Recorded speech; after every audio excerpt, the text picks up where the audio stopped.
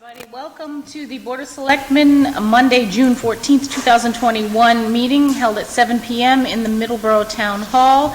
We are being recorded on, MCAM is recording us, and we will be broadcast on both Verizon and Comcast, and you can also stream on MCAM Live. Could you please join me in the Pledge of Allegiance? I pledge allegiance to the flag of the United States of America and to the republic for which it stands, one nation, under God, indivisible, with liberty and justice for all.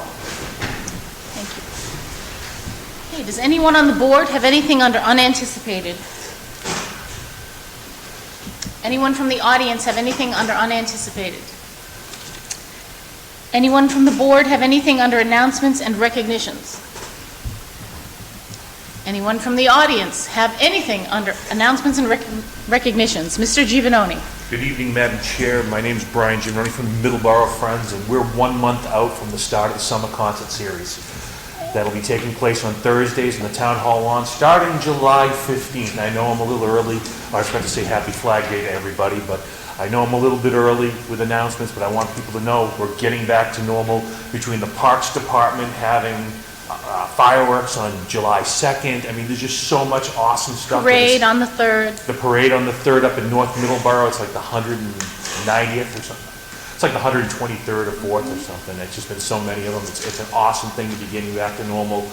I walked in this building without a mask, even though I've been vaccinated. It's just a great thing. Doesn't it feel good? It really Yes. does, like, to see people smile and actually know what they're thinking. But I wanted to make sure everyone knows there's so many things going on. Check out what's going on. There was live music down here at the Alley Theater this past weekend on Friday and Saturday. It's just so awesome to hear, the downtown alive again. Mm-hmm. So, but for me, with the Middleborough Friends, we will be having live music right out front here at the Town Hall lawn starting July 15th. It'll be, you'll see us. We'll start posting it as soon as we finalize the schedule. We do have our food vendor who's handling it 2 years ago, not last year, but the last time we had concerts. The main ingredients coming back on board, and we'll be handling all the food because they're a restaurant. It's great to have somebody who does this regularly to be able to do this. So they're back on board. The main ingredient will be doing the food out there. So come on down. Put it in your calendar for Thursday, July 15th. Thank you. Thank you. Anyone else from the audience have anything under announcements and recognitions? Hearing none, could I please get a motion to approve the minutes from 6/14/2021 as amended? So moved. Second. I have a motion. Right, there's 6/14. Oh, I'm sorry. It should be 6/7. 7, right. Okay, so the motion is to approve the minutes from 6/7/2021 as amended. Okay, and I have a motion and a second to that effect. Any further comments or questions? Yeah. Hearing none, all in favor? Aye. Aye. Passes unanimously.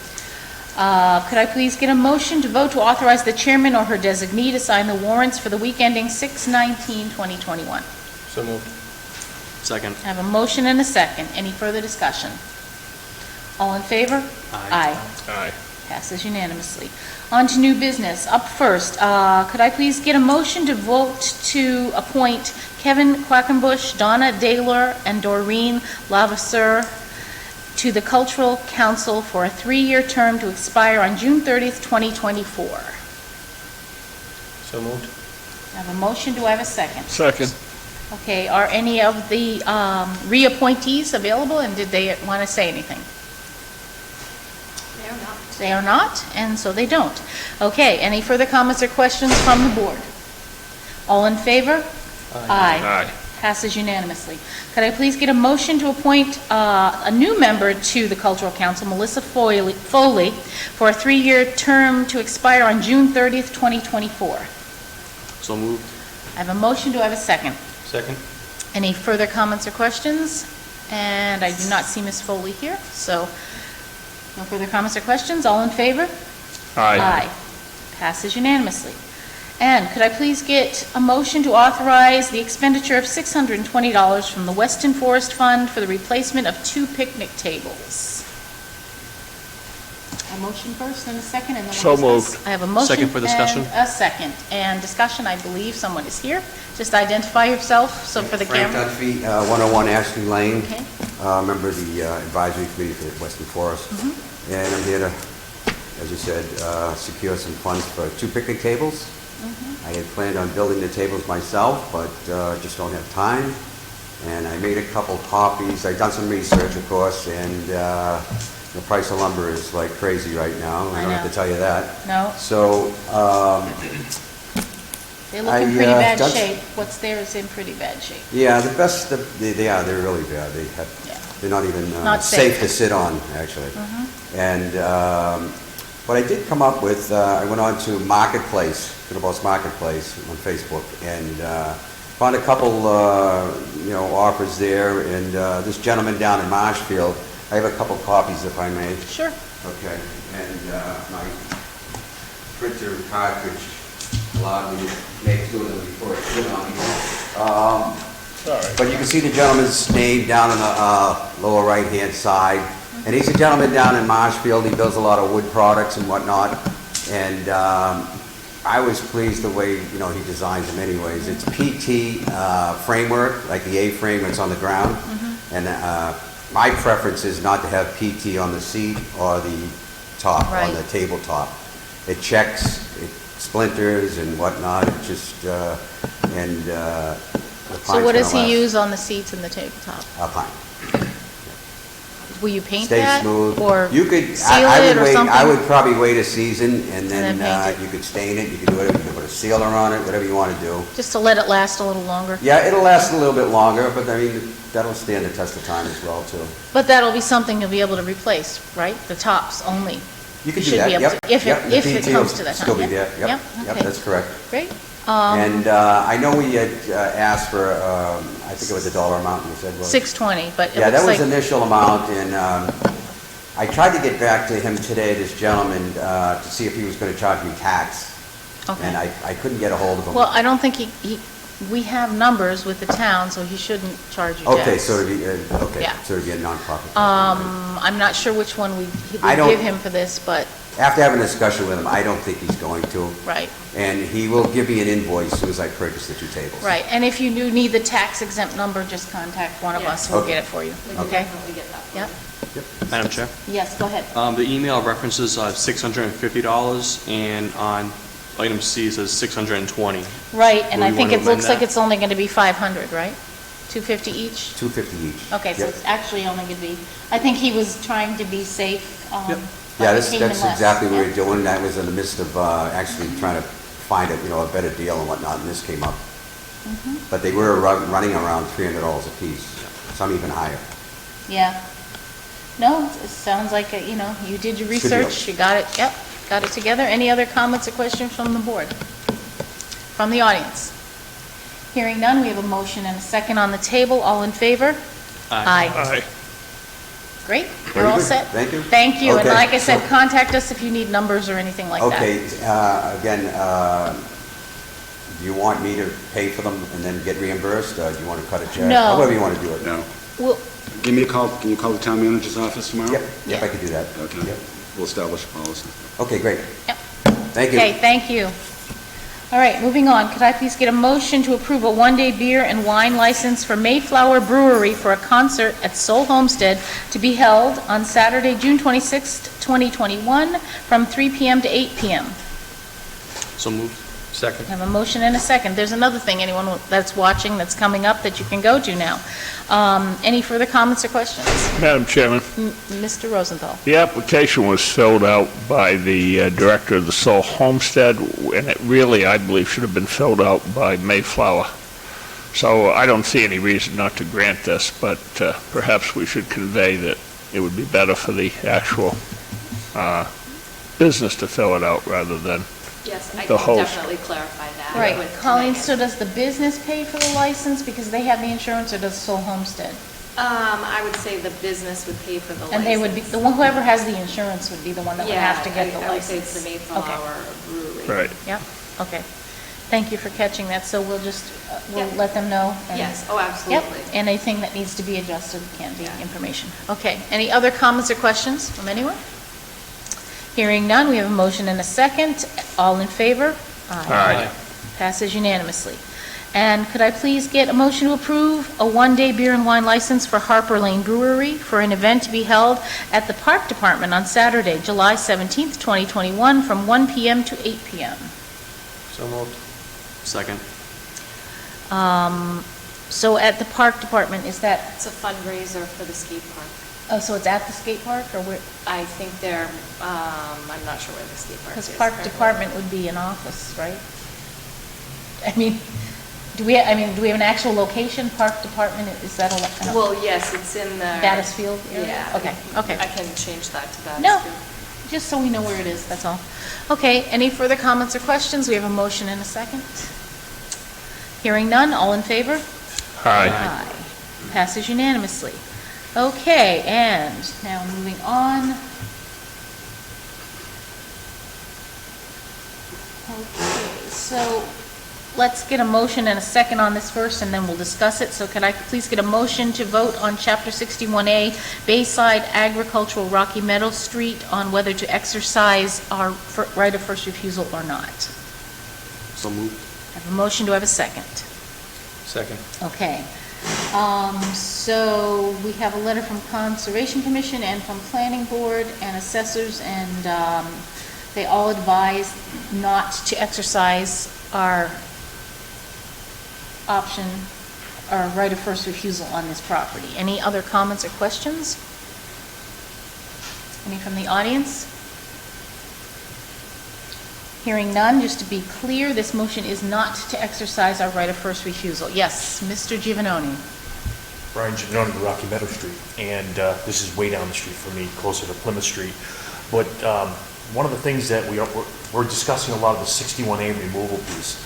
I think that, I just wanted to clarify, correct me if I'm wrong, what they did was they just cut a piece off of a bigger lot, and they're selling it for $150,000 for the purposes of building a single-family house. I think that was it. Unlike this isn't some big... On this one, correct. On this one. Correct. Right. Others that we've seen have been larger parcels. This Hundreds happens of to be acres, just a yeah. single family, No, one this is- residential. Yep, small Kind of like thing. the other two they've already built. Right. Like in like a Right. month. Yeah, so it has very little effect, and I don't think It it would was do the town any good. $150,000. Right, and I don't think the town just wants another building lot to hold on to, exactly. That's why I just want to clarify. 'Cause if somebody at home is thinking, well, why are we looking at potentially buying something else in the future or in the past? Because the past few meetings, we've seen quite a few of these in the past few months. Right. Come up, so. And one we are pursuing, the Pecone Farm, we are Pecone Farm, pursuing, yeah. yep. That's all, just clarifying. Yep, okay, thank you. Yep. Any other comments or questions from the audience or the board? Madam Chair, Mr. Germain? I believe this came up last week, and wasn't there two conflicting No, letters? it's the next one. Okay, sorry, Next one. sorry. This one's, I was one ahead. this one's everyone in agreement Right. for the recommendations, so. Okay, hearing no other comments or questions, again, the motion is not to exercise our right of first refusal. All in favor? Aye. All right, moving on. We have another one of these, but before I get a motion, I think Mr. Maderos has a little presentation or information he wants to give us. Yes, Okay. Madam Chair and Honorable Board, the Planning Board took a vote to ask the board to maybe exercise the right of first refusal on this parcel. This happens to be a 70-acre parcel with 1,926 feet of street frontage on Thomas Street. It's a 200-foot frontage area with 2 acres of land. So that ends up 9 lots plus 126 feet of frontage, more or less, which could give 9 lots plus 126 feet, maybe 3 entrances to get into the back parcel. Under 61, 61A, and 61B, the law says that the selectmen may buy it and/or sign it to a nonprofit. The problem is, and I need to go full circle on this to give you an idea, I think the problem we have right now, there's really no nonprofits that you would assign it to that are viable at this point. I did talk to the town planner and the conservation agent at length Friday, a couple-hour session, to talk about, first, my idea was something like the Friends of the Middleborough Conservation Commission. we went round and round, we thought of a land bank. I actually looked up land bank for a couple hours over the weekend. Doesn't appear to be just Martha's Vineyard's the only one that has an actual land bank. So it might be called something like the Middleborough Land Trust. I'd be interested in helping to start a nonprofit so that they may, this one appears that there's 9 lots, 1 lot would go with the house, so there would be 8 lots available for sale if they were broken up.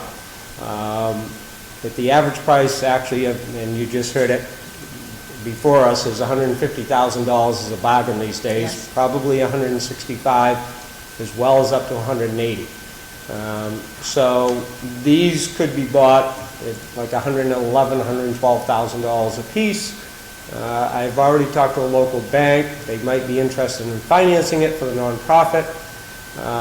So looking at the whole thing, I understand I'm not in here tonight talking about the address of 120 Thomas Street. That's what I'm here doing. But I'm also looking for some direction from this board that would you even entertain assigning it to a nonprofit if it made sense. And the only, I think most of the 61As that come in front of you don't make sense. But the ones that do, it seems a shame not to take them. Now, to get to the 120 Thomas Street property, there may be 25 houses in 70 acres. Probably, if you take the roads out and you take the bad space out, you're going to end up with approximately 25 lots. Mr. Young has given the planning board a figure of $10,000 per child to educate them these days. He did inform us that to add a child to the tax rolls will not add a $10,000 amount to it because we already have the school. We already have a certain amount of people. But, what number is it? I think you could be fair to say it's somewhere between $5,000 and $7,000. If you take the $5,000 to $7,000 figure, multiply it, if the nonprofit sold off 8 lots, got their money, and then it appears to be $300,000 or $400,000 more for the nonprofit to hopefully help other pieces of 61A to be bought, and to start a pool where it could, maybe if a lot comes up for 120, it makes sense for the nonprofit to buy it and sell it for 150, 160. So I guess you really have to, it has to be what I call a no-brainer. It's not buying the lot that was before us before for 150.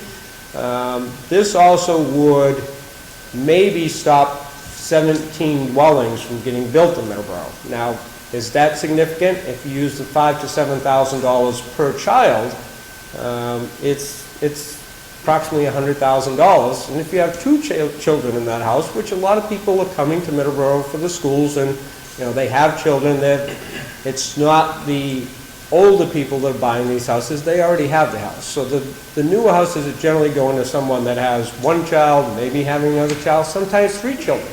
So, it's not only the amount of money that's made, it's not only that we get 50 more acres of open space. Behind the 50 acres, there's 16 acres that the town owns. Next to the 50 acres, there's a 48-acre parcel that a local resident has had for about 40 years. They have 1 house on it. Probably are not interested in having any more houses there. They may be interested in doing some type of restriction. We could approach them afterwards. There's also 136 acres on the other side of this parcel that is owned by a local person that may be interested in doing something with it. So it could be grouped into something. It isn't just a 70-acre parcel. It isn't just a 50-acre parcel. Under 60, 61A, and 61B, it says that you must maintain 70% of the land for open space. No matter what you decide as select people, the 70% has to be maintained open space. So the nonprofit can only sell 30% of it. Cannot sell any more than that. Are the 8 lots more than 30%? Excuse me? The 8 lots, are they more than 30%? No, the 8 lots would only be 16 acres at the most. So, it's 50 acres, there'd be 20 acres or 21 acres available. So it's 16 acres. They could actually, if they could scratch out a couple more lots, because they could get frontage, they could do something. So it certainly works within that realm. I think with the governor's order, it's been decided that the June 15th is the date, but September 3rd for permits. And then, I think if you check with town council, maybe that it's 120 days from From that. September 3rd. So you have plenty of time to think about this. I mean, I'm not here tonight asking you to vote. I'm asking you to think about whether you think it makes sense. I think it makes sense. It's probably one of very few that's come in front of you that will make sense. I don't debate that most of the time they break off 1 or 2 lots here or there. They sell them for what they can sell them for. It's a farmer doing it. This happens to not be that case. So, just keeping children out of the school system because we don't have that many more houses makes sense. Even if, somebody could buy it and break off the lots and not make any money, I think from the select people's standpoint, it might make sense to have a nonprofit do that. Right. So, yeah, I think Mr. Giovanoni can correct me on this, but I think the actual cost is about $15,000, but the state takes a portion of that, so we may have about approximately $10,000 per student. Yeah, you're right, it's a lot of money. Right. We've been working on the 40R, so we've been in contact with the chairman of the board. Yeah. In the last 3 weeks. We've been doing a lot of discussion.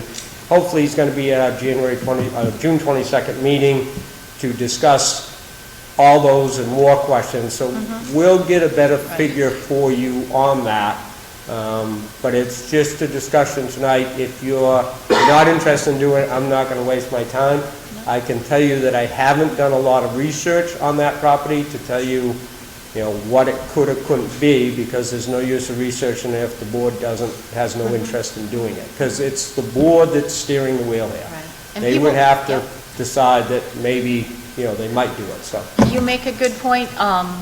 It's not a 40R, therefore there's no other state money. It will be costing us around $10,000 a student, and I don't think these houses will be bringing that in annually in tax. Right.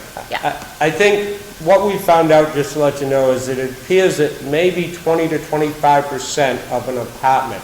So if you had 100 apartments, it would probably add 20 to 25 children to the school system. I think if you had 100 houses, you'd add at least 100 children, Yeah. because some are gonna have 2, some are gonna have Right. 0, Right. but they might average 1. So I think that, houses bring in many more children than apartments do, just because of what they are. Right, yeah, I just did the same research. It's 23%. You're right on. Absolutely, yeah. Right, so. Madam Chairman, Yes, Mr. Rosenthal. maybe we should let Brian talk about the cost first. Madam Chair, with respect to what Mr. Madaris yourself has said, the chairman of the school committee was pretty much on the money. The town portion per student is about 10 grand. We spend about 15,000, I say we as a community, not me, I'm not on the school committee, but when I watched those numbers like a hawk, and the state portion has not been going up. In the last 5 years, it's gone up 1.5%. They've gone from 17.5 million to 18 million, what they've given us. This town's portion's gone up over 30%, almost $5 million over the last 5 years. So the cost per pupil is very expensive. And I don't even want to think about saying I don't want to do it because I don't want to add kids to the school. I think I'm more looking at that such a beautiful piece of land. Every time I come over that hill on Thomas and I look at it and I see all those trees, it's just a gorgeous piece of land. And I think of the song, They Paved Paradise and Put Up a Parking Lot. This is what we're doing in this town. Every time we turn around, we're paving paradise and we're putting up another parking lot, another road, another 40B, another 40R, another this, 500 more apartments. That isn't smart growth. We don't have any smart growth going on right now. We're trying to get control of it, but we've just got all these things going on, and this is something that we could control. I would be more than happy to volunteer for any type of a nonprofit that Eddie's thinking about, Mr. Madaris is thinking about putting together and working on in perpetuity, because I think that a nonprofit having a land bank such as this, and maybe even collecting other pieces of land, like you said, if there's something else that comes up. This is a no-brainer. This was a no-brainer. It's almost as much of a no-brainer as Tisquequin Family Campground would have been for the $1 that it transacted for. Yes, you know who I'm talking to out there. And I would have gone to court. Okay, let's keep it in the moment. This is a no-brainer. I just want to make sure we set the clock so we don't lose it. That's all. Yep, nope, I understand that too. And I mean, just looking at the numbers at what you were saying we could sell them, it looks like about $1.3 million we could recoup towards a $900,000 profit. Of course, there's also the development we would have to pay to subdivide, correct? Right. Yeah, but I mean, it looks like even if it's a wash, we're getting property for free. Right.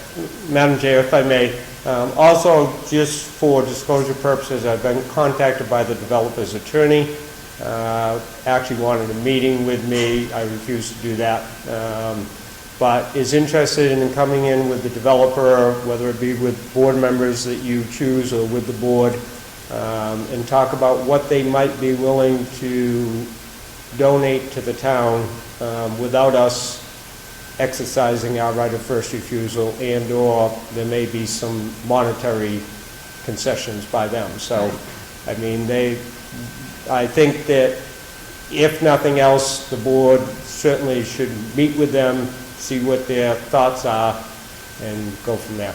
Right, even if that were the case, I think the idea that you brought is, and we don't use this as the mechanism, the idea of creating a trust is a good one. Right. Of course, it would have to be drawn up, go through town meeting, the whole process, I'm sure, for something like that. But I'll open it up to the rest of the board. I know, Mr. Rosenthal, you had? Yes. When 40B came in and forced us, if you will, to override our zoning because of the state's need to provide housing, it took the population of Middleborough from a total of probably around 40 to 45,000 to 75,000 and more if we raised the height of buildings.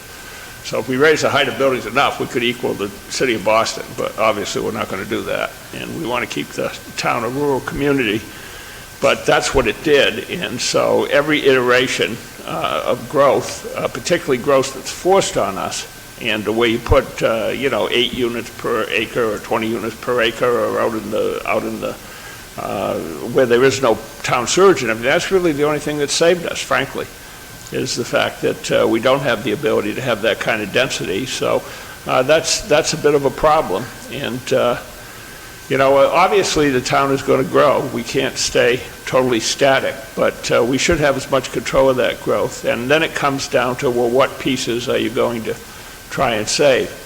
So, Eddie, one of the problems I've always had with the Community Preservation Commission Act is the fact that everything you get through the Community Preservation Commission as far as open space has to stay open space, has to have a conservation restriction. So that severely limits the town as far as acquiring what I would call critical properties that the town might want to hold and then at least partially develop in some kind of way, whatever that might be in the future. I do notice the state is opening or at least putting out feelers as far as using some of that open space for housing, which is a whole new idea, but one that we might have thought would be out there many years ago. In the long run, as space becomes more and more valuable and the state's need for housing becomes more and more critical.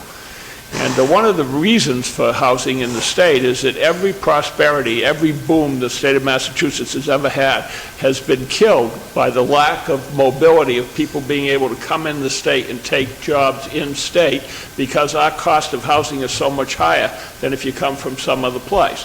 Particularly if you come from down south or you come from somewhere else, the cost of housing could be as much as 3 times. But to get back to the notion of a nonprofit, we've tried this before, and not all that successfully. The Business and Industrial Commission that's currently defunct had something called the Development Industrial Corporation that technically, I believe, still exists, and there was about $15,000 in it, and I think that still exists, and the town treasurer is currently in charge of that, and whatever money is in it. And the problem with it when we went to use it was that we were going to use it to take property from one developer and transfer it to another developer and that type of thing. But the liability to the directors was never covered. So there was a potential that something could go wrong during the swish and that could fall back on the directors. And that appeared to be enough to more or less kill any use of it. I guess that there's a potential now for different types of things to be developed, but I don't know if you wanted to look into possibly resurrecting that. The other thing is how you get money into this thing to actually do what you need to do. So these are questions that need to be answered. Right. I guess, Mr. Rosenthal, to your questions, I guess the first thing is, talking to an attorney, it may be up to $25,000 to form the nonprofit. And it may be up to $15,000 a year to do the correct reporting for the nonprofit. I was the treasurer of Middleborough Babe Ruth for 18 years. We always had director's insurance, so that, no matter what happened, if we made the wrong decision, the directors were insured through the Babe Ruth League. Now, I'm sure there's insurance that could be gotten. How much all that stuff costs, no question, is a question, but I guess there's no use of going looking if this board has no thought of doing it. There's no use of spending time doing it. I would be happy to spend time doing it, but I'd need direction that this board is actually thinking about doing it or is in favor of doing it. One other thing that I've got to say is I did look up the tax on 120 Thomas Street today. It appears that they've been getting about a $250,000 assessment tax break for, and I don't know how long it's been. They bought it in 1982, so they've owned it for 39 years. Certainly wasn't that much back then, but $250,000 today is going to cost you is about $4,000 a year they save today. So even if you cut it in half, 40 years ago, if they get an average of $3,000 a year tax savings from the town, they've got approximately $120,000 in tax savings. Now, if you don't exercise your 61, or if you do exercise the 61A, they don't have to pay the back taxes, I don't believe, any of it. If you do exercise it, they don't have to pay back taxes. If you say you don't exercise the 61A, they will pay the last 5 years, which probably is about 20 grand. So no matter how you figure it, these people have saved approximately $100,000 over the course of years that they've had. So, I mean, it's something that people look at and, think it isn't a big deal, but if you add up all the 61As, 61A and Bs that we have, it amounts to a lot of money. So, they've gotten a substantial savings on the taxes over the years on this. So, and I do understand the problem is it takes a lot of work. There's no question about that. I suppose, I hate to say it, but I'm at the age that I don't have to go out and beat the tar to make a living anymore, and that if it's something good I can do, I'm probably interested in doing that. Okay, so just to be clear, if the 120-day countdown starts from tomorrow, we would have until October 15th to exercise this right? Okay, so from direction I've gotten from, and I think you should go to town council, not only for this one, but for other ones. June 15th is the date set for the emergency order to stop. But September there's 90 days after that it tolls all permits. So you don't have to actually start the clock on the permits until September 3rd. So when do we have to respond by? 120 days From after September 3rd. So that would put us into January 3rd. Right. So we have some time to work this out. So I know comments from the rest of the board. I think it would be worth at least one of us working with Ed and doing the research that needs to be done and coming up with some answers, crunching the numbers, seeing if it's feasible, taking into consideration, again, if it does pass a town meeting to form a nonprofit land trust of some kind, there are admin costs there, taking all these things that you've mentioned into consideration. Yep. So, rest of the board, anyone want to comment on it? Madam Chair, Mr. Jermaine? I'm interested also in seeing what Mr. Maderas comes up with. This is a good plan in my eyes, opposed to going the usual route and letting somebody else buy it. and build more houses. And also, you said the developer was interested in talking to us too, so I think we should hear what they have to say. Yep. Yeah. Absolutely. Anyone else? Mr. Demers? Madam Chair, I'm in favor, I mean, this is a great piece of property the town should really look into purchasing. I mean, the price tag makes it attainable. I mean, there's been pieces of land that, they're selling for 20, 30, 34, $30 million. There's just no way we can come up with the funding to even come close to purchasing that. On the whole, I would like to establish some type of a land trust. I mean, especially these last few years, it seems like there's subdivisions popping up everywhere, and it's basically slipping through the cracks of any opportunity for the town to have to purchase these properties. So to establish something to be able to at least be able to potentially purchase these pieces of property that may be useful for the town is definitely a good thing to look into. But I'm in favor of the plan that you presented to us today, to at least figure out what we want to do with this going forward. Whether or not that is having the owners present a plan to us, or the contractor or whoever present a plan to us, what they're willing to give the town, or the town looking into a way to be able to fund the possible purchase of this piece of property. So, Mr. Rosenthal, you had...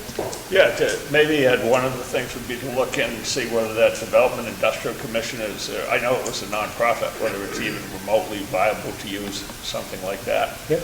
But just to get back to 61A, considering that we're giving people breaks, the question is, why do we give people 61A tax breaks?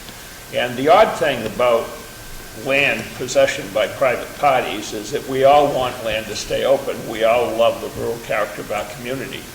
But at the same time, we need to tax everyone who owns property, because if we just tax the houses, it would be totally insupportable to pay the bills. So we tend to tax open land, and quite highly, and in a sense force people to think about at some point developing it. And so it's almost we're at cross purposes with ourselves. We want to maintain the pristine land. Now, the people in the town of Middleborough have done a very good job over the years of maintaining a lot of the pristine character of the town.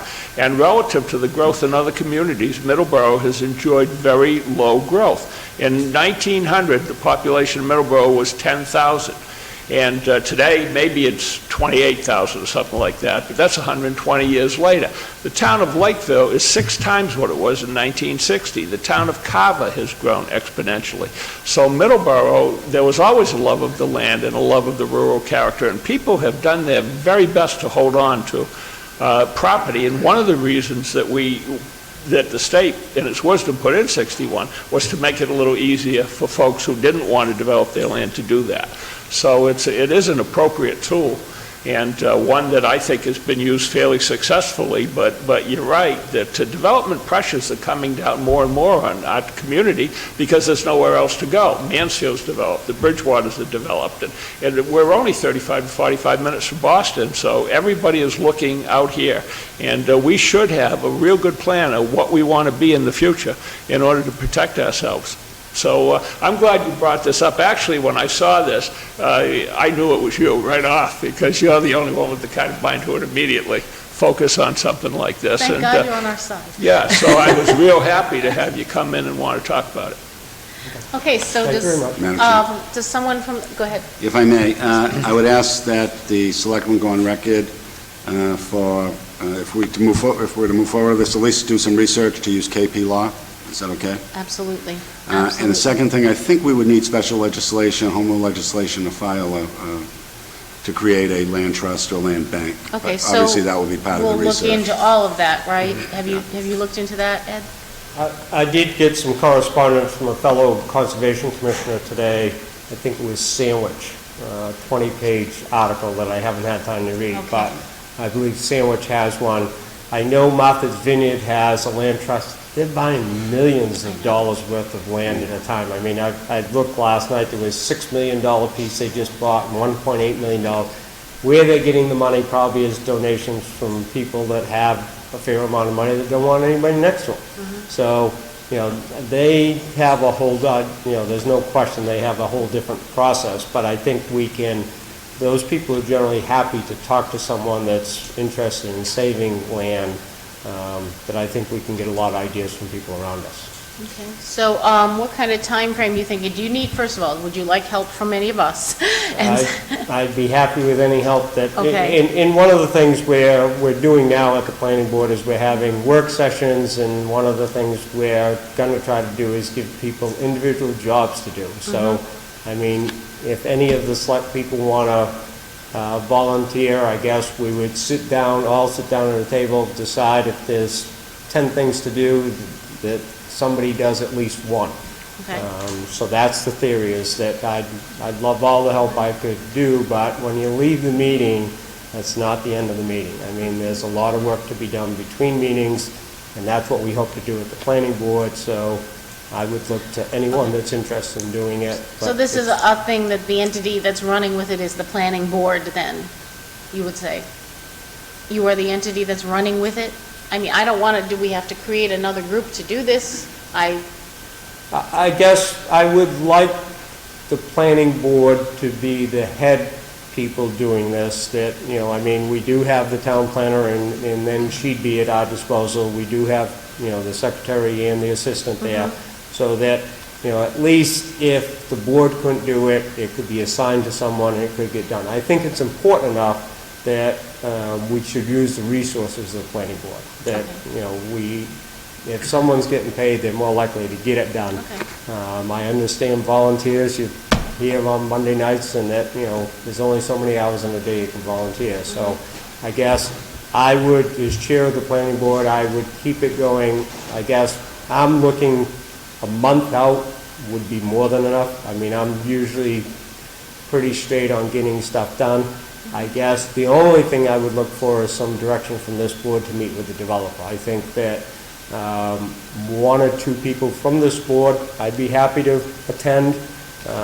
Whether we could get someone from the planning department and, if nothing else, but to take minutes, so they can understand what was discussed. But I think we should, meet with the developer and their attorney. But I'm looking for direction. It certainly would be somebody from this board to do it. And our attorneys too. So Ed, I would think that you run with it, you need help, you holler, we'll get it for you. Okay. So one way or another, I would coordinate with Bob and KP Law. Okay. So that we can stay on top of it, and when you're getting close to ready to bring this back to us, we will put it on the agenda, just let us know. Okay. So what, just to give the board an idea, I think what I'd do is make it a posted meeting for the planning board with the, I'm sure I can get two others, three of us make a quorum, and meet with the developer. I would let you know when that meeting is, so that one or two of you could go without posting it, unless you want. Before you meet with developer, we need to talk to KP Law. Yeah. Okay, Before you, okay, that's fine. Yeah, let's get the Yeah. process Okay. with them, and, because they are a wealth of knowledge. No, that's They fine. are, so. I'm yeah. happy to do everything Yep, legal. I mean, yep. it's something volunteering, I don't need to get in trouble, so. Okay. And then when you come back to us, then we'll talk about exercising our right and how we want to proceed. Go ahead. Madam Chair, do you want a Yep. representative from the Board of Selectmen to be in the conversations with KP Law, Mr. Maderas, and myself? Yep, Mr. Demers, you're raising your hand. Would you like to volunteer for that? Absolutely. Anyone else want to, or we can have Cheryl, do you two? want- Yeah, you could have two. We could I have guess. two. You could have two. I won't be able to do it, but, Neil, do you want it? All right. okay, so Neil and Nate will, Okay. coordinate with them. They will be there. Bob will coordinate it. If you Yeah, coordinate this- with him, he'll get them. This isn't a subcommittee, this is No, just a just- discussion just with a the lawyers, discussion, sitting in yeah. on a discussion with the Right, lawyers. Yeah, exactly. Okay. Yep, and finding out what it is, how we can help, what we can do. All I right? mean, we should be able to do a Zoom meeting with KP, Yes, right? yes, Yeah. exactly. That would be Yes. best, so that we can do it Yeah. at work or whatever. So. Yeah, we do them Okay. all the time with KP, yeah. Okay, appreciate the board's Excellent. time, thanks very much. Thank you, thank you for the work you've put in so far, we appreciate it. Okay. Okay, moving on, we got a plan there. We're gonna have a discussion and a vote to adopt a building permit policy. So, this came about because there've been several, developments, issues, projects that have happened where, one department wasn't aware what the other one was doing, or wasn't aware of stipulations from another department, and things progressed, and then we had to backstep. So we thought this is not designed in any way or form to circumvent someone's authority. The building inspector has the authority to grant permits, on only the building inspector. This is strictly a check off the box with our electronic process, which will share the information of pending building permits with relevant departments such as planning, and actually the Board of Selectmen should be in there for WRPD as well. And then those specific departments have so many hours to say, this doesn't apply, or I have this information about it that you should have, and then it proceeds. So that is a brief background for this. And with that, I know Mr. Rosenthal had read over this, had some comments, Mr. Jermaine did, Mr. Demers does, so I will open it up to you guys. Why don't you start? On my right, go ahead. I assume not. Okay. Why don't you start, Nate? Madam Chair? Mr. Demers. So, if this policy was just items C and D, I would be for this. You know, when anyone's applying for a permit, it's a pretty, nuanced process. If you're applying for a permit, say if you are, replacing windows, replacing siding or a roof, that's typically an express over-the-counter permit. Whereas you go into the building department, you just fill out a permit, or online nowadays, and you get a response basically immediately, and you have a permit generated immediately. So I would get rid of the words all in both A and B, because there's certain instances where it should be just an express permit that you can get basically immediately. Let's see. I would like to clarify on which type of interior work would be subject to inspection by the health department also, because, I guess this would be for commercial settings, if they're doing an installation of a new kitchen for a restaurant. I don't understand what... I think what this leaves is, again, we do an electronic permit process at this point, and there's a box on there that says, okay, send it to this one, that one, whoever. Health department looks at it, says, well, this doesn't apply to us, fine, whatever. Or health department says, oh, that's involving the septic system, so we need to come in on this or something. I think that's what it is. And they also have 72 hours, and if they don't reply, then it's assumed they have no comments. Again, it is comments and input. It is not circumventing someone's actual right to issue a permit. I want to emphasize that, because there was a lot of misconception about that.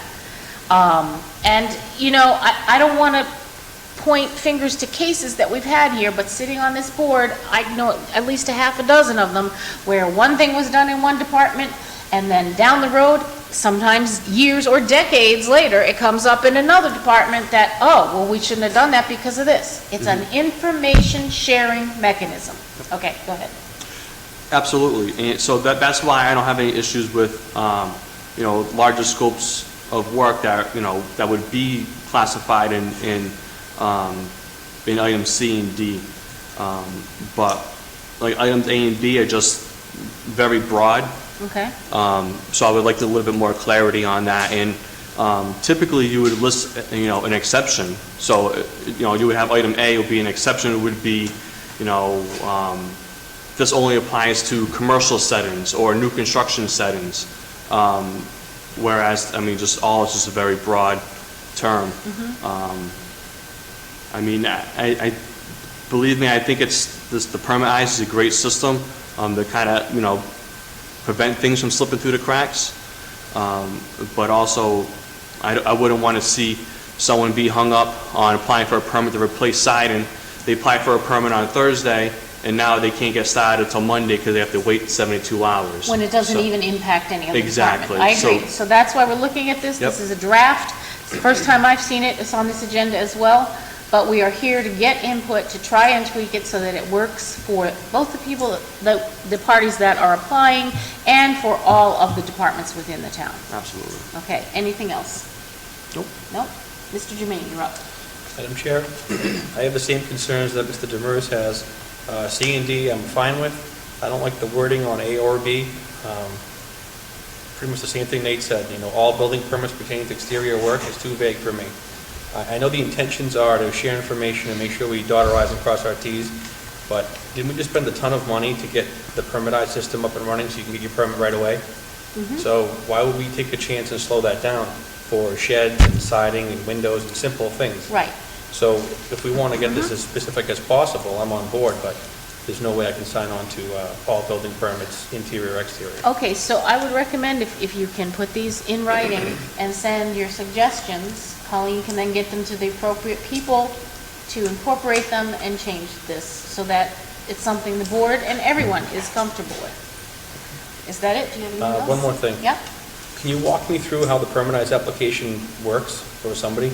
So am I assuming that 72 hours goes by and the box that had to be checked is now automatically checked? Or does that mean I have to call that department if No, I'm somebody it's looking for a permit? it's And I have to automatic. explain to them that it's been 72 hours? It's my understanding that it's automatic.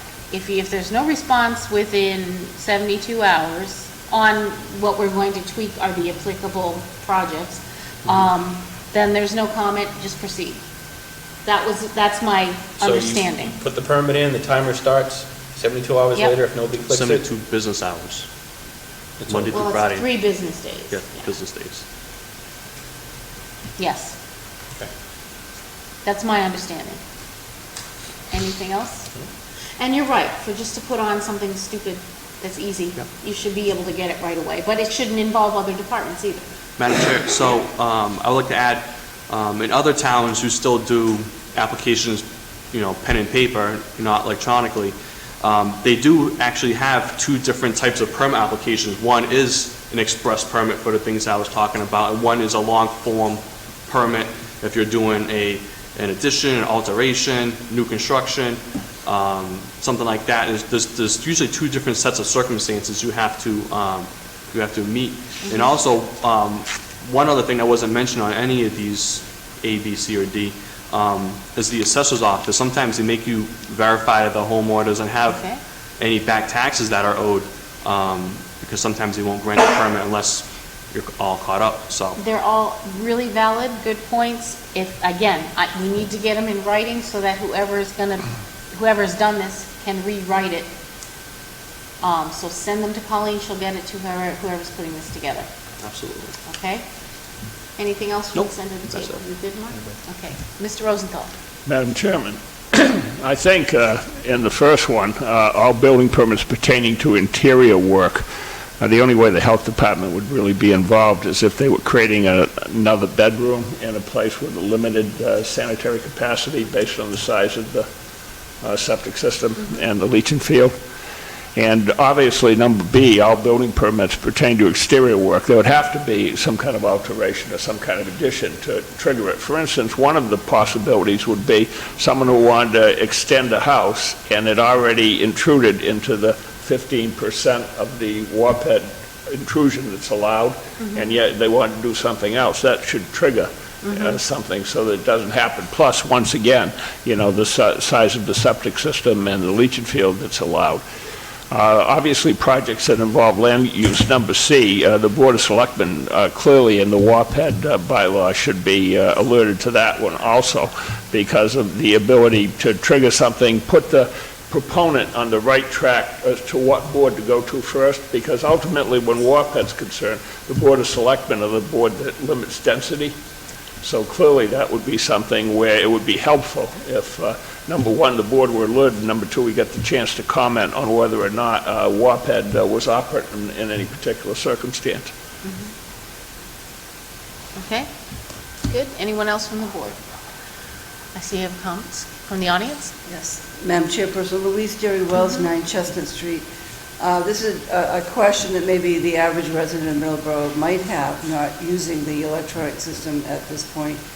Is this system designed to accept a whole application that the person fills out online, or is it triaged and decision treed with key questions or key points that shunt it to indicate involvement by the, it's a special permit, planning board, health department? Are there key questions that are triggered by certain responses the applicant makes that automatically triage it and summarize at the end of the application what boards would be involved? I believe it's just a one permit, and whoever is filing the permit from the office would send it to the check the boxes to send it to the appropriate, actually, it would be all of these now, and they would just sign off on them, all of these departments. Well, thank you. So would it make sense, Madam Chairperson, I know a lot of money's gone into the electronic permitting system, to redesign that, to have more of a triage format, decision tree format, so that you're automatically triggering departments and you're not, relying on someone assessing individual applications and checking off boxes? Right, it's above my pay grade. I don't know how much that would be and whether it would be worth it. We can check into that. Yes, It's a question for the board in general. I don't know how you respond. Thank you. thank you. Yep. Madam Chair and Honorable Board, Ed Madeira speaking as citizen, not as planning board chair. The planning board did vote to talk about this, and they did vote to come see the selectmen about it. I'm not in favor of this at all.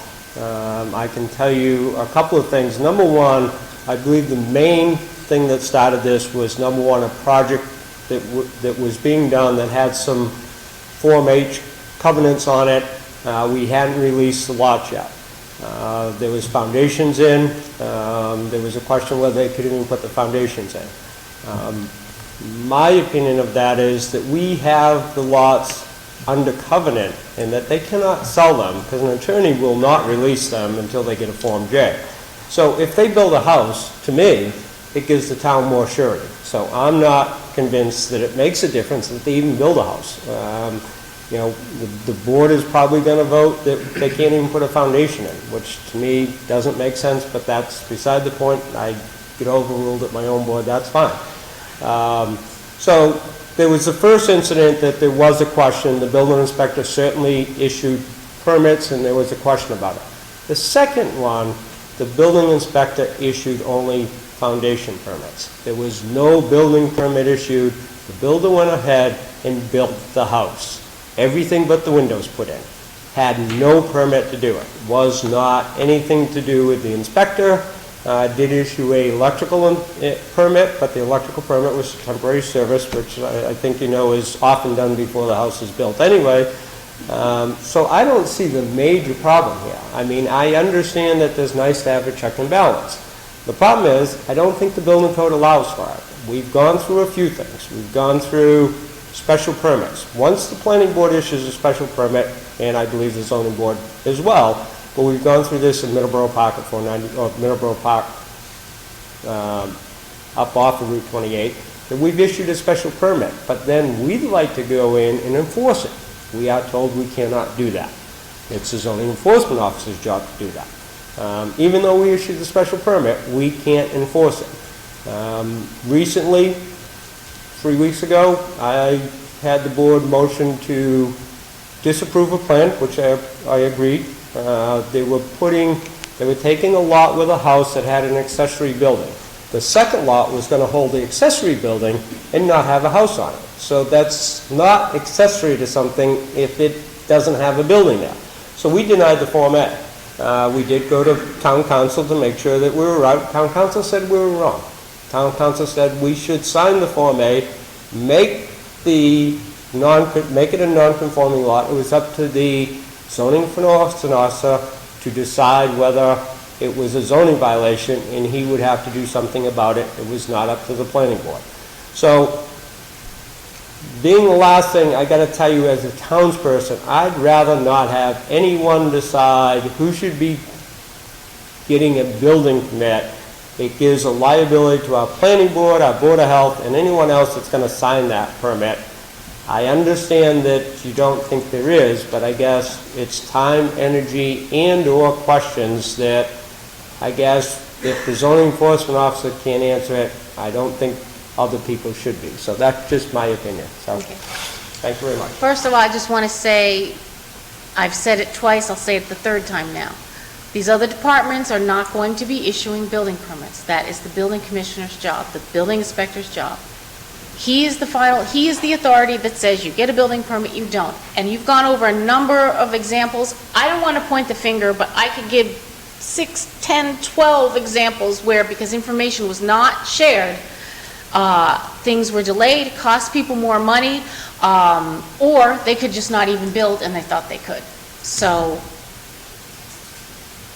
I guess Madam Chair, just Yep. to say something about that, I guess, I understand what you're saying, but I certainly don't want to be the one fighting between three departments or two departments, whether they said to issue it, they didn't. And, I mean, I think that we have to know that it's inevitable that these departments are going to have different heads at some point in time. And that the devil we create today is going to make a problem later. And that's the one that bothers me. I mean, we understand who we have these days. We understand what goes on. We deal with it every day. It's not a problem. And we will deal with it in the future no matter what you put in for rules and regulations. I mean, we have to build, we'll deal with it. But the question I have is, are we going to put something in place that's hard to deal with when we get someone else that's in place? And that's my only question. So, just input. Thank you very much. Thank you. Madam Chair, I'm not a builder in this town at all. The only thing I've built is a shed, and that was a rigmarole to even do that. And I gotta tell you, Middleborough is known as the community that you don't want to come to and build. I don't care what anyone says, it's what it is. I've had 3 developers in the last month that I've talked with and said the same thing. I said, I got some good land, some commercial land, don't want anything to do with it. You give me the land, I don't want it. Maybe we'll get the $20 million developments of these big places, but people don't want to come here. It's not an easy place right now. It hasn't been for the last 25 years. The concern that I have is that you're adding another layer to the rigmarole of trying to get something done, whether it's something easy or something difficult. If it's something difficult, hopefully they are doing their job right, and I'm sure they are. I'm talking about the developer. It's the person, it's the responsibility of the person doing the building to know what they have to do. If they go get a building permit and they're building on a warp head, that's their fault. And if the town doesn't want to go in and say, tear it down, that's our fault. If people don't do things right, it's not the town's fault. To have to send it to all these other departments, the only thing that does is when they walk into the attorney, the developer walks into the court and says to the judge, Your Honor, these people signed off. They now, whether there's a disclaimer or not, we're going to end up eating it. And that's one of the biggest problems. Second problem is all these departments keep coming and saying, we need more staff, we're so overworked. Who's going to pay for this? Are we going to up the cost of a permit? Is a shed going to go from 40 to 90? It's a checked box. So first of all, the labor involved is not a lot. Well, Go that's ahead. what we think, but maybe there is a little bit more labor because everything that you have to do, you have to stop, open it up, look at it, look at the piece of property, this 5-10 minutes right there. I don't know how many permits we do in a week. Right now, it could be 200 a month or 300 a month. I don't know. But everything's going to cost more. So then what are we going to do? We're going to pass that on to the person trying to build a shed or do their windows or something else. I know it's a small cost, but it's just everything keeps adding up, and all of a sudden government gets bigger and bigger and bigger. And when's hear the you. no more? Okay, So- I hear you saying that, Mr. Giovanni. I would argue that this is a process to streamline, to avoid problems. I'm going to say them now. So we had someone come in here that didn't know they had to get a WRPD. If this had been circulated around, that box would have been checked off. I don't know how much more it cost them. I do know it took them a lot longer, and there was a lot of frustration, and it was from this board to that board to this board because everybody didn't know. It's simply an information sharing mechanism. There is not a silo in that building in the annex. The building department doesn't exist by itself. The planning department doesn't exist by itself. Nobody does. We are sending mixed signals. One department says one thing, another department says another thing, and the town, quite frankly, looks like they don't know what they're doing. Where a simple information sharing process would avoid that. Madam Chairperson, Louise Jerry Wells, 9 Chestnut Street. The facts on the ground fully support the points you are making tonight. There does need to be more coordination between town boards and flagging of various permitting issues that have to be addressed. Demonstratively, I think a lot of time has been wasted for developers because we don't coordinate in that way. And many of the projects we've seen come through the hearings have had problems like this. So you're absolutely right about that.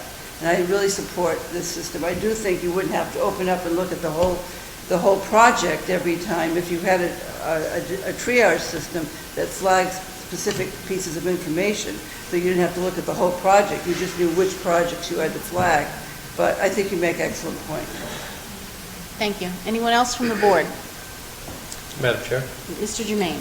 just thinking about the 72 hours again. There's no, so if somebody has a question on a permit, how many times can they click hold on that, or how long does it hold for? That's something to put in there. Response So- within 72 hours. So if no response, it's approved, but you could click hold on it, how many times can you click hold? We're not and- saying you click a hold. Well, We're if you wanna saying look we into it want your further. comments. Okay, so that's something you would include. No holds. Either you have Or 72 holds hours. with an answer. You know, if departments would just share their information, we wouldn't have to do this. I feel like I'm babysitting. I'm sorry, I have to say it. But I don't even want to go into the messes that have had to be cleaned up because one department didn't share something with another department. I don't even want to go into it. You watch these meetings, you've seen it week after week, year after year. Madam Chair? Go ahead. I actually agree with that statement you just made, and I've recommended it a few times. I'll recommend it again. Why we don't have a department head monthly meeting with the town manager and a member of the Board of Selectmen, I don't know that answer. I've brought it up 3 or 4 times. We have an issue with interdepartmental communications. It's been ongoing for years, and I understand the premise what we're trying to do here. I'm just concerned that we're going to have the opposite effect. Mr. Nunes, go ahead. We have team meetings. All these issues that you're bringing up tonight could be addressed if the department heads were here, but some refuse to come. I know. It's simple. Have the department heads here, can answer all your questions. Not my issue. I deal with them all the time. I have team meetings, we talk. But if they refuse to come to a selectmen's meeting to address these issues, that's the problem. They should be here. Madam Chair? We don't know the answers to these questions. I'm not going to guess. The building commissioner has the answers. Department heads have the answers. They should be here. So invite them to a meeting and tell them they have to attend. Thank you. Mr. Jermaine? Madam Chair, to clarify that, if the board or Mr. Nunes would like to require them to be here, that's what I would do. I would not invite. I would say we require you to be here. And then if they don't show up, we'll address that from there. Have them all come in next week. Well, once we get this tweaked. Yeah, right, whatever. Right. I don't want to start from Exactly. page 1 again. That's your Yes, call. yes. I'm not pointing the finger at Mr. Nunes in any way. I understand. Yeah, I I'm get just saying it. that- I get it, Mark. I've brought it up a few times, we should have that meeting with 1 or 2 members of the board. There's a lot of issues that may not get aired out and come this far that we're aware of, so. Go ahead, Mr. Giovanni. Can I ask who wrote the document that's with the 4 things? I Who think actually it was wrote put together with input from, it was put out to the department heads. Okay. What would you want? But who compiled it into a thing? Madam Chair, Yes. it was the assistant to the town manager, Okay. and she received very little input from department heads. I was just wondering who was writing it, that's all. I know they modeled it after some other towns too. And Correct. my other comment is, you could always have the opposite side of this, which is, when you're filing your building permit, you can require them to check the box that says, I have no conservation issues, I have none. And if they do, then you tell them to tear it down, and they've already said, I've got no issues, I've got no issues, I've got no issues. Put the onus on the permittee, not the town. Because my concern, and I don't disagree, everyone should be talking with each other. You're talking about labor. Now we have to pay someone to go around and check that everywhere. So I think that's going to be a lot Chair. more labor intensive and expensive than checking off a box, I have no comment. Madam Chair? Yes. So if you're applying for a permit for a larger project, obviously, you have to go through basically a checkoff list of what departments you need to talk to. So for example, if you're building a house, you need, or an addition, say for example, an addition, because it's fresh in my memory because I just did one. So you need to sign off from the fire department because of smoke detectors. You need to sign off from conservation, make sure it's not within, wetlands or whatever. And you need a res check, and so you have a whole checklist of things you need to do before it even gets to the building department. So if you're applying for a permit, that's a pretty easy thing to do on the back end that IT can do is, so if someone clicks the box and says addition or renovation or new construction, it gets sent automatically to those departments. That's if you click what a Ms. box, Derry was saying, yes. yeah, you could do it on the back end. So if you were clicking a That box, may be the answer. yeah, if you're clicking a box that says just replacement of windows or replacement of siding, that goes directly to the building department. It doesn't need to go to conservation because it's an existing, or if you're doing a deck would be conservation and the building department. So that's why I was saying that applying for these permits are incredibly nuanced depending on the task that you're doing. And you really need the building department to really lay out that framework, which other towns have done, because I've pulled permits in towns who still do these things manually, and they give you one piece of paper and say, you need to go to this place, this place, this place to get all these sign-offs, and then you go from there. Whereas when you're applying online, it's just, it needs to, some kinks need to be ironed out. So I think that's something that, we should be looking to do, but we need the building department to lay out that type of framework, depending on what task we're doing, to tell us where that applicant needs to go from there. Madam Chairman, that's absolutely true, going for sign-offs and checking with each department to know what you have to do. This doesn't only apply to new buildings or building houses. This applies to changing tenants in commercial buildings. This applies to all kinds of things where things fall through the cracks.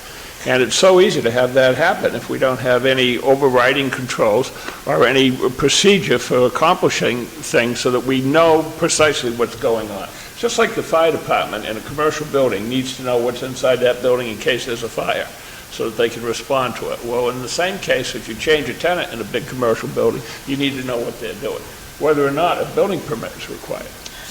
So, Bob, who manages the program for this, the IT?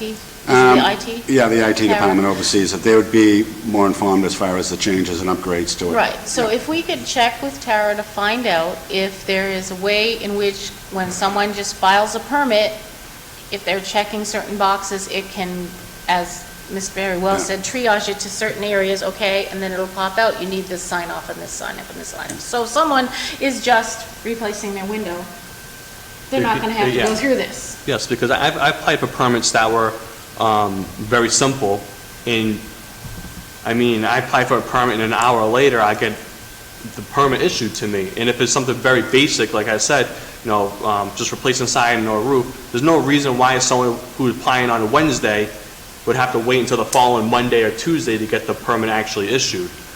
So if, like I said, like Louise said, it has to be triaged in a way that it creates no disservice to the general public, but also doesn't leave the town holding a bag for when there's something slips through the cracks. Okay.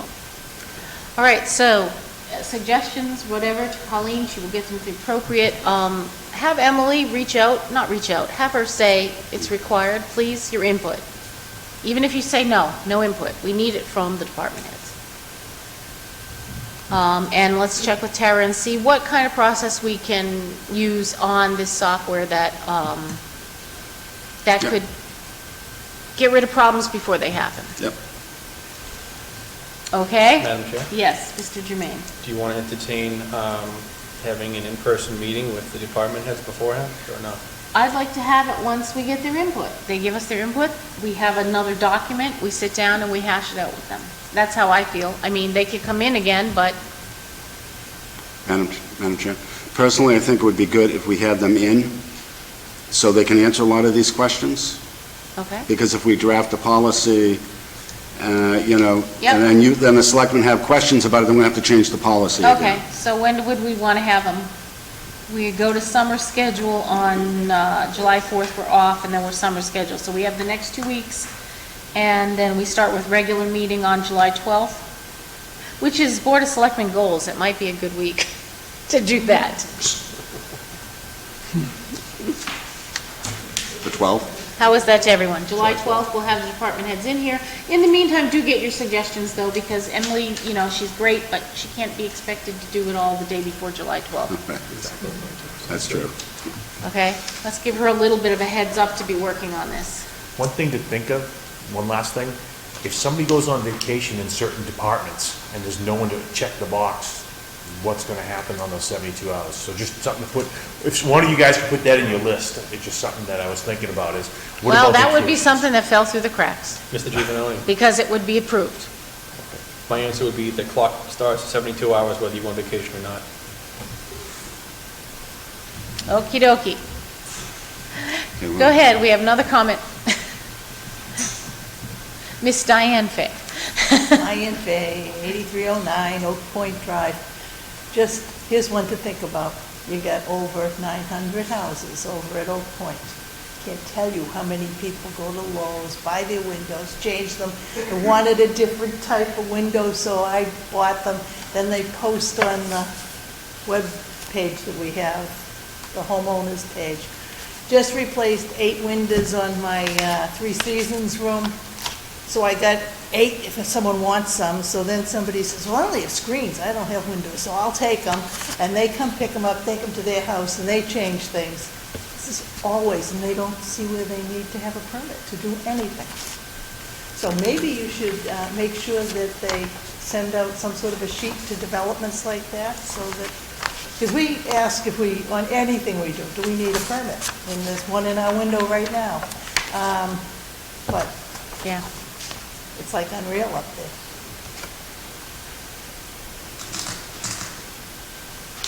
Okay, moving on. Mr. Silverstein is not here. Okay, Madam Chair, I did receive a text from Attorney Silverstein. He's been delayed in the town of Plainville. He's at a Board of Selectmen's meeting, but I think we can move forward. Okay. Attorney Silverman is here representing both Eagles Landed and Wiseman Genetics. The host community agreements and the development agreements that you have in your packet is basically the same as what we've negotiated with other developments, but Attorney Silverman can kind of give a summary, and then if you have any questions or if you want to continue, just let me know. Go ahead. Awesome, and nice to be live in front of you again. Yes. Phil Silverman, I'm here first on Eagles Landed, and the CEO of the company, Chris Rose, is here as well. This is sort of the standard cultivation and product manufacturing arrangement that we've done countless times. There's a host community agreement calling for just the standard agreements that we do here, plus the 2% impact fee for the smaller developments, which this is one of them. And then there's separately a development agreement. Again, if you're less than 10,000 square feet of canopy, that's $4 per square foot annually. So same exact thing, again, that has been approved for all of them. We sort of have this down pat now with council. So we're seeking approval of that. We were gave you a brief presentation over Zoom, gosh, about 4 weeks ago, maybe 6 weeks ago, with respect to the company. And, just looking for approval of the host agreement. Okay. Any questions or comments from the board?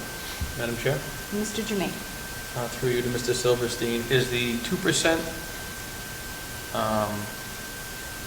the regular fee because it's under 10,000 square feet versus 3%? Yeah, the larger ones, this is from a prior one that we did with another company called Emerald Grove, and I explained to council that for these smaller operations, 3% was a bit hefty, and so it's been agreed since then with the smaller ones, we've been doing 2% on those. Madam Chair, through you to Mr. Nunes, have we issued any other host community agreements 2%? We basically use the same framework, not in this type of facility, no, I don't believe so. You have with Emerald Grove? For 3%? 2. 2, no, he asked for 3. Oh, you asked for 3. He asked for No, 3. I went back and looked to see if we issued other agreements at 2%. Yeah, 2% you have. Oh, I thought you said 3%. No, at 2%. I'm sorry, yes, 2%, I thought you said 3. Madam Chairman, Mr. Rosenthal? if we change any of the terms, like for instance, we've changed the terms because it seemed a bit pricey, does this affect any prior agreements that we've signed? No. It's with the entity. Any other comments or questions from the board? From the audience? Okay. Hearing none, could I please get a motion to approve and sign the host community and development agreements with Eagle Landed LLC, 370 Wareham Street?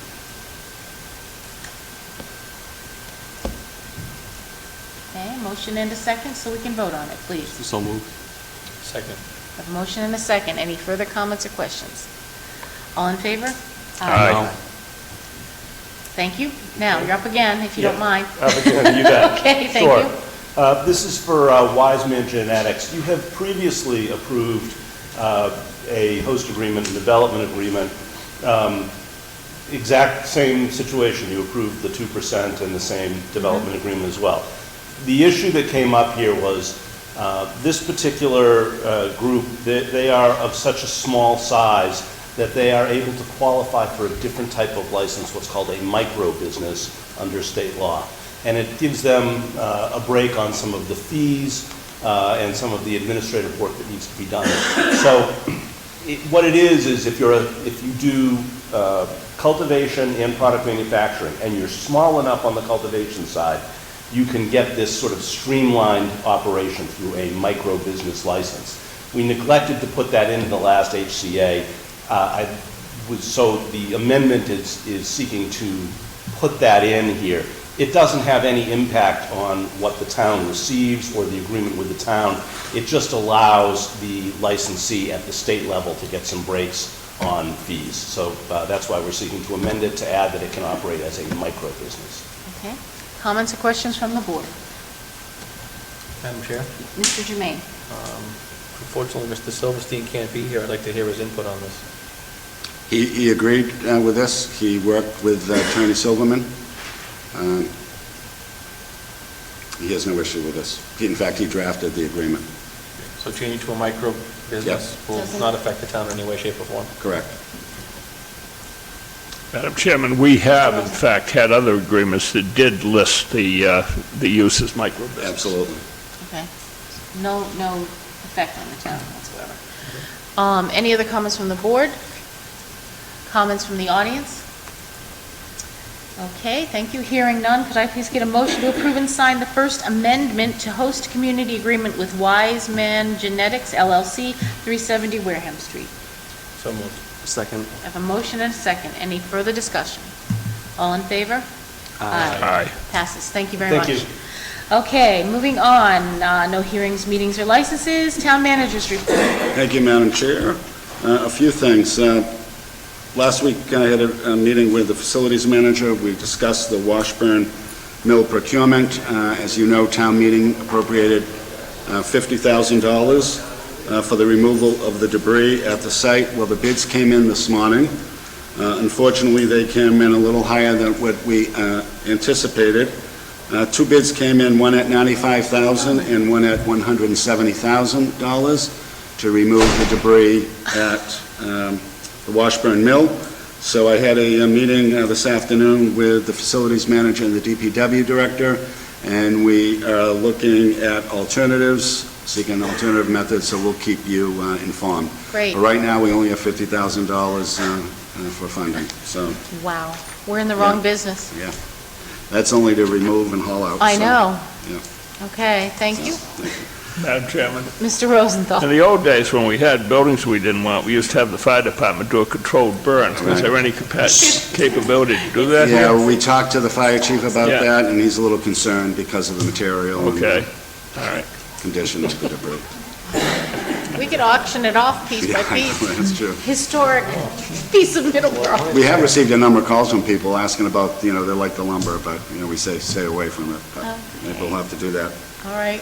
Last thing is, last Friday, we had a site visit. Chris Peck and I, the DPW director, and I had a site visit with representatives of Mass DOT. For those of you who drive through John Glass Square on a daily basis, as you can see, the trenches are in pretty tough shape, very poor workmanship.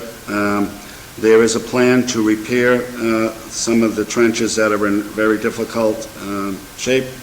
I noticed Friday afternoon they were out putting some hot top on some of those trenches. The correct way is to replace the blacktop that's there, but, they're working with Mass DOT to repair those trenches. Unfortunately, it is not a town project. It is a Mass DOT project. They are overseeing it, and they're working with the contractor. The water line and service tie-in should be done early July, and then the project should be completed next spring with the reconstruction and the curbing and the drainage. So that's an update on the John Glass Square project. Okay, thank you. Reports on committees, commissions, or boards? Madam Chair. Mr. Brian Giovanoni. Giovanoni. I was at a building committee meeting for the high school.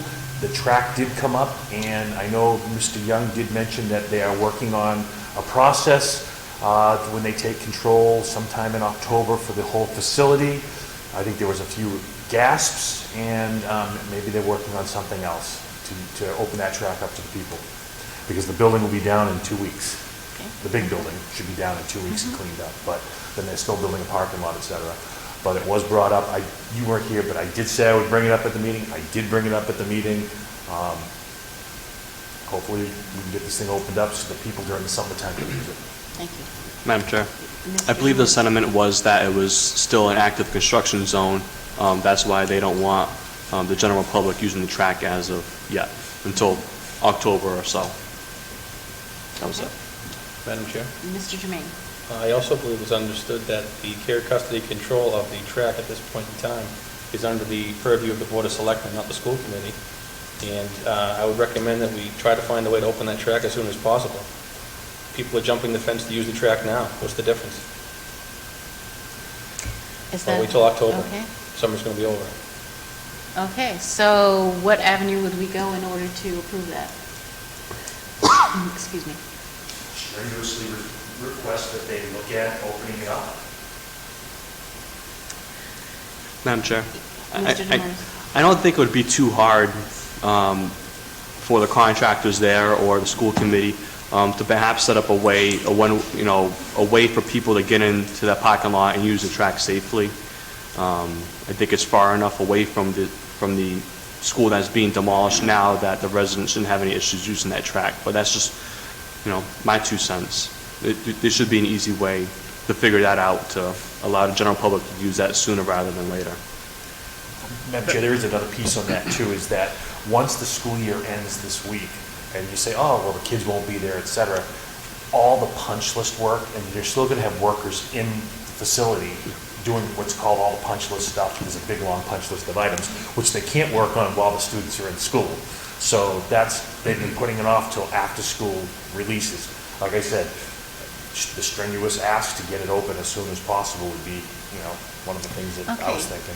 So let's send a letter from the Board of Selectmen to the school committee, or this superintendent, saying that the Board of Selectmen is still, as far as, to the best of our knowledge, that the Board of Selectmen has care and custody of that, and we are requesting that we get it open sooner. Madam Chairman, Mr. Rosenthal? I'm not sure that we, in fact, do have care and custody of that. Yeah. I don't think we do. I don't think we do. I don't Madam think so. Chair, Yep. it was my understanding, I could be wrong, that they don't have care, custody, control until it's turned over in October. Okay, can we confirm that first? I think we should Yeah, confirm. let's confirm that. And if we do, I think we should send a letter requesting it anyway, but if we do, tell them to come down here. No. Demand that they be here. I know. That's not how we fly. Okay. All right, so that's what we're going to do. We're going to find out, in fact, where you have care, and we'll send a letter, a nice letter, but just still requesting. Okay? All right. Anything else under committees or commissions or boards? And hearing nothing, and we have no correspondence, so I would entertain a motion to adjourn. So moved. Second. A motion, a second. All in favor? Aye. Aye. Thank you, everyone.